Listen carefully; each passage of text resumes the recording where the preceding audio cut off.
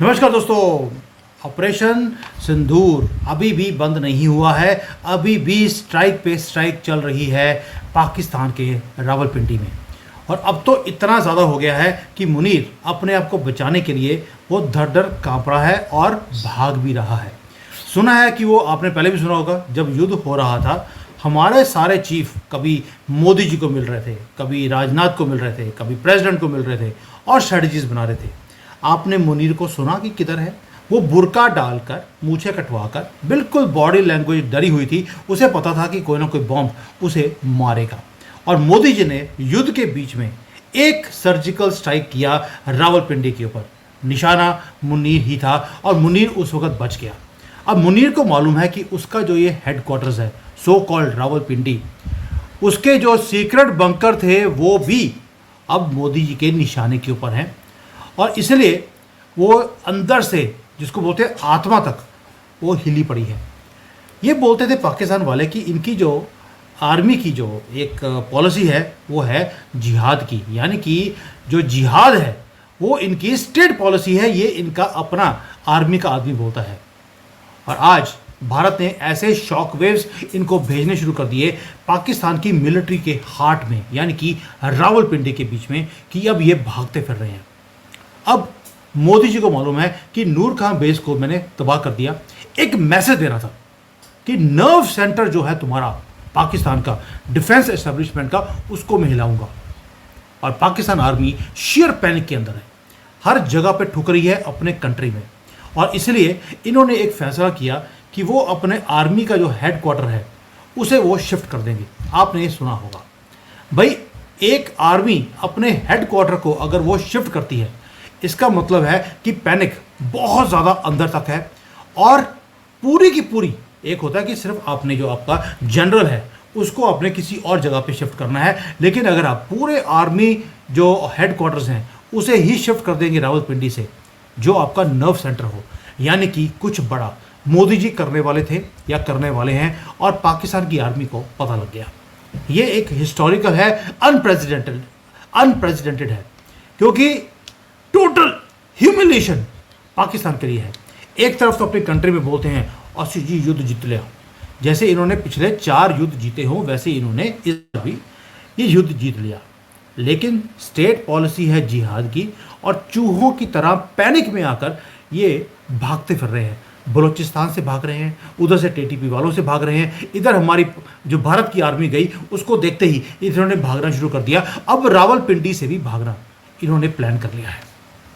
दोस्तों, भारत की जो प्रिसीशन थी स्ट्राइक की, वो भी हेडक्वार्टर्स ऑफ पाकिस्तान में रावलपिंडी के अंदर, रावलपिंडी को हिला के रख दिया।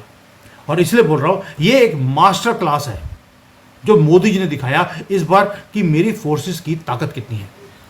हुआ क्या था, पहले तो थोड़ा सा 2 मिनट में वो देखते हैं, उसके बाद अब होगा क्या और मोदी क्या करने वाले हैं, या मुनीर को किस बात का अंदेशा है, उसके ऊपर बात करेंगे। ये जो फुल ब्लोन मिलिट्री पैनिक है पाकिस्तान में, ये ओवरनाइट नहीं आया दोस्तों। 75 साल से ये हमारे ऊपर तांडव करते रहे। मोदी जी ने 10 साल में दिखा दिया कि कांग्रेस, वही मुसलमानों का डीएनए जिनके अंदर है, वो जब काम करते हैं तो खुद कांपते हैं, भाग जाते हैं मैदान से, जैसे पाकिस्तानी भागते हैं, कांग्रेस भी भागती रही। अब है हिंदुओं की गवर्नमेंट, मोदी की गवर्नमेंट। और हमने जो प्रिसीशन एयर स्ट्राइक करे हैं, ऑपरेशन सिंदूर में इनका तंदूर बना दिया। और एक ऐसा ऑपरेशन जहां पर 1 या 2 नहीं, हमने 11 पाकिस्तानी एयरफोर्स स्टेशन को तबाह किया है। और जो ज्यूल था, क्राउन था जो इस स्ट्राइक का, वो था नूर खां एयरबेस। रावलपिंडी का जो हेडक्वार्टर है पाकिस्तान की आर्मी का, उसके बिल्कुल बाजू में। Yes, you heard that right, India की स्ट्राइक बिल्कुल पाकिस्तानी हेडक्वार्टर के पास। इसीलिए आज इतना भागते हुए फिर रहे हैं। स्ट्रेटेजिक लोकेशन थी वो, और हमने भी स्ट्रेटेजिक सर्जिकल जो मैसेज है और स्ट्राइक है, which was loud and clear, we sent it to Pakistan. अब ये बेस इतना क्रिटिकल क्यों है पाकिस्तान के लिए, जिसके कारण आज मुनीर अपनी पूरी आर्मी को लेकर अपनी पूंछ को अपनी टांगों के बीच में दबाकर भाग रहा है अपने रावलपिंडी से। क्योंकि नूर खान वो सिर्फ एक बेस नहीं था, वो पाकिस्तान का नर्व सेंटर भी है, उनका सर्वेलेंस का कमांड सेंटर भी है। वहाँ पर जितने भी इनके सर्वेलेंस के प्लेन हैं, ट्रांसपोर्ट एयरक्राफ्ट्स हैं, एरियल रिफ्यूलिंग जेट्स हैं, इवन की पाकिस्तान एयरफोर्स की जो कॉलेज है जहाँ पर ये ट्रेनिंग देते हैं भागने की, वो भी वहीं पर है। और मोस्ट इम्पॉर्टेंटली वो जो पाकिस्तान की स्ट्रेटेजिक फोर्सेस की डिवीज़न है जो न्यूक्लियर आर्सेनल को कंट्रोल करती है, वो भी वहीं पर स्टेशन थी।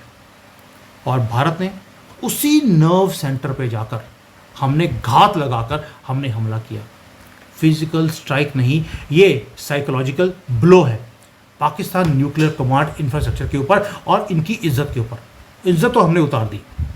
यानी कि जो मैं पहले बोलता था, मोदी जी गए थे पाकिस्तान में, साड़ी देकर आए थे इनको। इस अटैक के बाद हमने चूड़ियां और नथ भी डाल दी है आसिम मुनीर के। अब पाकिस्तान इस सारी बेइज्जती से रिएक्ट कैसे कर रहा है? पहली बात तो ये, पाकिस्तान रिएक्ट करता है भागने से लिए। तो भागने का तरीका ये था, उन्होंने हेडक्वार्टर ही भगा दिया। यानी कि जो कहते थे रावलपिंडी रावलपिंडी, अब रावलपिंडी से निकलकर ये इस्लामाबाद जाने वाले हैं पूरी की पूरी पाकिस्तान आर्मी की नाक कटवाने के बाद। अब शिफ्टिंग ऑफ हेडक्वार्टर्स, आपको लगेगा यार ये तो एक मिलिट्री प्लानिंग है, कोई भी कर लेगा। दोस्तों ये छोटी मूव नहीं है, ये लॉजिस्टिक्स, फाइनेंशियल, साइकोलॉजिकल नाइटमेयर है पाकिस्तान के लिए। एक इतना मैसिव इंफ्रास्ट्रक्चर को शिफ्ट करना, यानी कि बिलियंस ऑफ डॉलर्स का खर्चा होगा, प्लस वो अपने आप को और ज़्यादा वनरेबल फील करेंगे। क्यों? जब हेडक्वार्टर में बैठे हैं तो वहाँ पर सेफ है, जब वहाँ से निकलकर नई जगह पर एक नई बिल्डिंग बनाकर वहाँ पर शिफ्ट करना है, ये 2-3 साल लग जाएंगे। और 2-3 साल में कितने खून जो है वो सूखने वाले हैं, ये आपके सामने है। और ये शिफ्ट इतना एम्बैरेसिंग है पाकिस्तान के लिए कि अब इनको जवाब देना मुश्किल हो गया। हर आदमी यही पूछता है कि रावलपिंडी ने अगर ये युद्ध जीता था तो भाई आपको अपना हेडक्वार्टर्स को शिफ्ट कर कर इस्लामाबाद में लेके जाने की ज़रूरत क्या थी?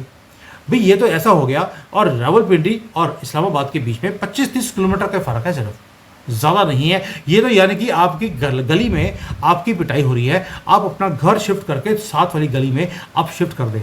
इतना ज़्यादा डर लग रहा है अपने गली के दादा से।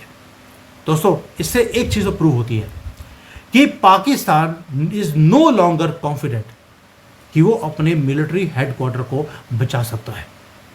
इवन जो जनरल मुनीर है, आसिम मुनीर बोलता है अपने आप को पाकिस्तान का army chief, most powerful person of Pakistan, वो अपना घर भी शिफ्ट कर रहा है रावलपिंडी से इस्लामाबाद में। ये नूर खान के ऊपर जो अटैक किया है, आसिम मुनीर को मतलब कि छुपाना पड़ा अपने आप को अंडरग्राउंड बंकर में। और सुना है कि अब वो अपनी पूरी जो हेडक्वार्टर्स है उसे बंकर में बनाने वाला है, ऊपर नहीं बनेगा। यही इंटरेस्टिंग पार्ट है, बंकर में भी इतना जहाँ पर बॉम्ब ना पहुँच सके। लेकिन आसिम मुनीर को पता नहीं है, हम अंदर तक घुस के बाद में मारते हैं, पहले तो दरवाज़ा तोड़ते हैं। जैसे नूर खान बेस का हमने दरवाज़ा ही बंद कर दिया, ना कोई बाहर जाएगा ना कोई अंदर आएगा। और इसलिए आर्मी चीफ आज भाग रहा है अपनी जान को बचाने के लिए। उसे पता है कभी भी गोली कहीं से भी आ सकती है। मोदी जी ने ठान लिया, पहलगाम को करने वाले और प्लानिंग करने वालों को मैं मिट्टी में मिलाऊंगा, उसमें आसिम मुनीर सबसे आगे है।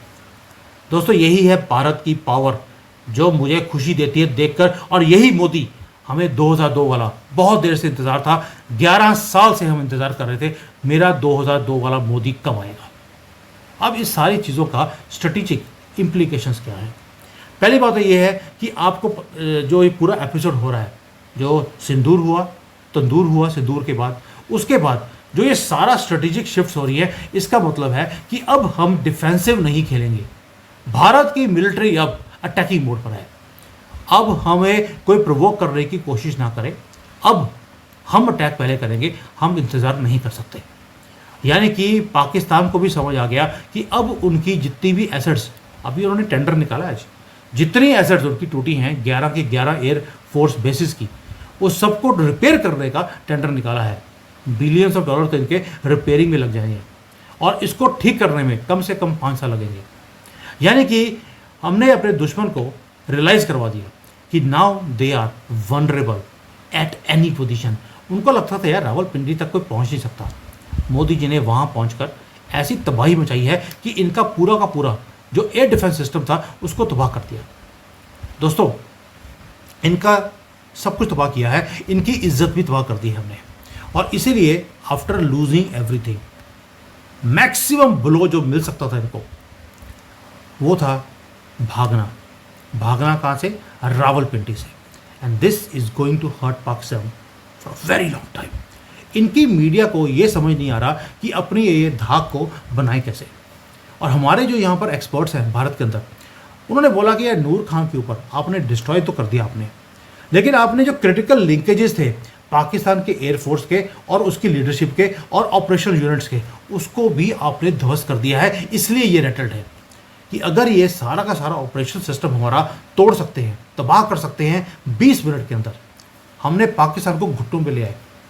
तो यानी कि अब इन्हें ये जो हमने कोई कॉन्क्रीट की बिल्डिंग्स नहीं तोड़ी हैं, हमने कमांड जो होता है एक आर्मी का कमांड सेंटर, उसकी इंटेग्रिटी को ध्वस्त कर दिया, कम्युनिकेशन सिस्टम्स को तोड़ दिया, उनकी रेडीनेस को, जो रेड कहते हैं हम तो हमेशा ही रेडी रहते हैं जिहाद के लिए, हमने जिहादियों के साथ जिहाद कर दिया। और यही मिलिट्री की चेस मूव है जिसमें हमने क्या किया, जो चेस के बोर्ड के ऊपर जो रानी जो जीत जाता है उसको लगता है कि मैंने युद्ध जीत लिया। भारत ने भी नूर खान के ऊपर और आसिम मुनीर की उसको जो डर बिठाया है, यानी कि हमने जो रानी है उसको कैप्चर कर लिया। दोस्तों, एक न्यूक्लियर पावर्ड कंट्री है पाकिस्तान, वो बोलता था 170 बॉम्ब है, मैं भारत के कोने कोने में बॉम्ब गिरूंगा और तबाह कर दूंगा। और खुद अपने हेडक्वार्टर से भागते हुए अपने आप को बचाने में लगे हैं। यानी कि भारत ने जो मिलिट्री पाकिस्तान की मिलिट्री की एक हवा था जो कांग्रेस ने बना के रखा था, ये इनविंसिबल है, ये लड़ाकू हैं, ये जिहादी हैं, हमने उसको भी शटर कर दिया परमानेंटली। और मोदी जी ने बोल भी दिया, तुम्हारी जो ये बॉम्ब है ना, एटम बॉम्ब, उसकी धमकी वो अब नहीं चलेगी, क्योंकि हमने तुम्हारा एटम बॉम्ब भी बर्बाद कर दिया है। एंड ये भी मैसेज है कि अब रावलपिंडी सेफ नहीं है। अगर रावलपिंडी ही सेफ नहीं है तो पाकिस्तान कहाँ से सेफ होगा? मोदी से। यानी कि पाकिस्तान हमेशा बोलता था कि हिंदू हमें खा जाएंगे। वाकई मोदी जी एक ऐसे हिंदू लीडर आए, पाकिस्तान खा गए। और हमने टेस्टिंग ग्राउंड बना लिया अपने हथियारों का पाकिस्तान की धरती के ऊपर। हमने ना तो युद्ध किया बांग्लादेश के साथ, ना अमेरिका के साथ, ना चाइना के साथ, हमने युद्ध किया पाकिस्तान की धरती के ऊपर। और ताश के पत्तों की तरह हमने सब कुछ तहस नहस कर दिया। किसको? अमेरिका के F-16 को, चाइना के सारे डिफेंस सिस्टम्स को, मिसाइल्स को, हर चीज़ को। और अभी भी लोग भारत में ये बोलते हैं मोदी जी ने किया क्या है। दोस्तों, ये मोमेंट है प्राइड का, ये मोमेंट है आपको रिमाइंड करवाने का कि हमारी जो आर्म्ड फोर्सेस हैं वो अब ऐसे घात लगाती हैं पावरफुली, इतना प्रिसाइज, इतना प्रोएक्टिव कि सामने जो दुश्मन है वो अपना घर छोड़ के भाग जाता है। और ये तो सिर्फ शुरुआत है। ऑपरेशन सिंदूर ना बंद हुआ है, ना बंद होगा। ये एक ऐसा एक्सप्लोजिव अपडेट है कि पाकिस्तान की आर्मी अपना घर छोड़कर भाग रही है। और सेकुलर हिंदू अभी भी ये बोलता है कि मोदी जी ने इस युद्ध में पाया क्या। ये क्वेश्चन आप खुद ही दे देना कि हमने पाया क्या है, क्योंकि अब भारत राइज कर रहा है and we are unapologetic Hindus. अब पाकिस्तान की जो जिहादी जो मानसिकता है, अगला वार उसके ऊपर। और पाकिस्तान कहाँ है? वो पाकिस्तान में नहीं, भारत में रहता है पाकिस्तानियत। इसके ऊपर अब सर्जिकल स्ट्राइक होनी शुरू हो गई। पहले हमने गढ़ पे वार किया, अब इनके जो गढ़ भारत में बने हैं, अब इनके ऊपर वार होगा। अगली बार उसके ऊपर बात करेंगे।